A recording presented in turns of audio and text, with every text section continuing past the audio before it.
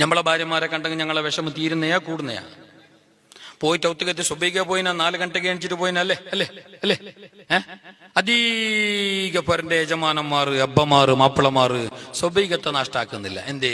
പണിക്ക് പോണോ, ലേറ്റാവോ, ആൾമാർ കാത്തോണ്ടുണ്ടു, ബൈക്കിൽ ബന്നറാവും, മേസ്ത്രി ഉള്ള, റിംഗറോടെ പോണോ, ബേക്കറിന്റെ ടെമ്പൽ പോണോ, ടാക്സിയിൽ പോണോ, ഡ്രൈവറായിട്ട് പോണോ?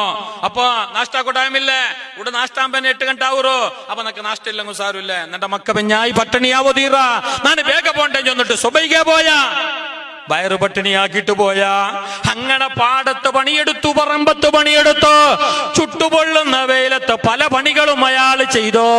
എല്ലാം കഴിഞ്ഞിട്ട് വൈകുന്നേരം വീട്ടിലേക്ക് മടങ്ങി വരുമ്പോ സുബ്ഹാനല്ലാ, പിരിശപ്പെട്ട പെണ്ണ്, നല്ലവളായ പെണ്ണ്, അള്ളാന്റെ സ്വർഗത്തിൽ കടക്കണമെന്ന് ആഗ്രഹിക്കുന്ന പെണ്ണ്, നീ ചെയ്യേണ്ടത് എന്തറിയോ?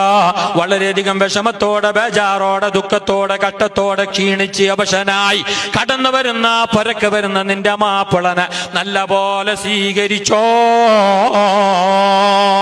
അയാളെ നെറ്റിയിൽ വേർപ്പിരിക്കോ, അയാളെ നെറ്റിയിൽ വേർപ്പിന്റെ തണ്ണി വന്നോണ്ടിക്കോ. നീ എന്താക്കണോ? കൊന്തുണ്ടാ നിന്റെ ലേസ് എടുത്തിട്ട്, നിന്റെ തട്ട എടുത്തിട്ട് അയാളെ നെറ്റി തോത്തണോ. എത്ര പിരിശപ്പാട് അയാൾക്ക് നിണ്ടൊട്ട കൂടോ. അങ്ങനെയുള്ള മാപ്പിള പെഞ്ഞായിമാറുള്ള ഉത്തുലോ പെണക്കില്ല, കൗചികദ്ദളയില്ല. ഇങ്ങനത്തെ പെഞ്ഞായി നിങ്ങൾ കണ്ടോ? അവിടെയും അയാൾ മേൽ നോക്കൂല്ലേ? അയാൾ മേൽ നോക്കൂ. അതുപാട് പോവാ അങ്ങനത്തെ പെഞ്ഞായി. പിന്നെ അതൊരു ഭാഗ്യല്ലേ? ഉണ്ടോ? എത്ര ആൾമാരുള്ളാറ്?